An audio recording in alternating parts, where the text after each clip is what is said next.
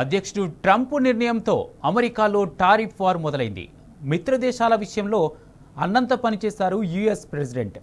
Canada, మెక్సికోలపై 25% టారిఫ్లపై నిర్ణయం ఈ రోజు నుంచి అమల్లో వస్తుందని ప్రకటించారు. అయితే ఇరు దేశాల నుంచి అక్రమ వలసలను అరికట్టేందుకు వాణిజ్యాన్ని సమతుల్యం చేసేందుకు ఈ నిర్ణయం తీసుకున్నట్లు స్పష్టం చేశారు ట్రంప్. ఇకపై ప్రపంచ దేశాలపై తాము విధించే సుంకాలు కొనసాగుతాయని తెలిపారు. తమపై అధిక సుంకాలు విధించే వారి నుంచి టారిఫ్లు పొందడం సరైన చర్య అని సమర్థించుకున్నారు.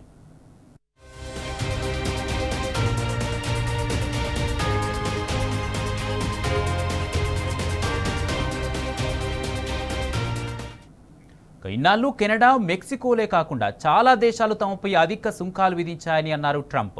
తమ నిధులను దుర్వినియోగం చేసి ప్రయోజనాలు పొందాయని ఆగ్రహం వ్యక్తం చేశారు. కాగా అధికారంలోకి రాగానే మెక్సికో, కెనడాతో పాటు చైనాపై సుంకాల మోత మోగించారు ట్రంప్. కెనడా, మెక్సికోల నుంచి తాము దిగుమతి చేసుకునే ఉత్పత్తులపై 25% చొప్పున, చైనా నుంచి వచ్చే అన్ని వస్తువులపై 10% టారిఫ్ విధించారు. ఇదిలా ఉంటే అమెరికా విధిస్తున్న టారిఫ్లు ఆర్థిక వ్యవస్థను దెబ్బతీస్తాయని హెచ్చరిస్తున్నారు విశ్లేషకులు. ట్రంప్ నిర్ణయంతో నిత్యావసరాల ధరలు మరింత పెరిగి అమెరికన్ల కష్టాలు రెట్టింపవుతాయని ఆందోళన వ్యక్తం చేస్తున్నారు.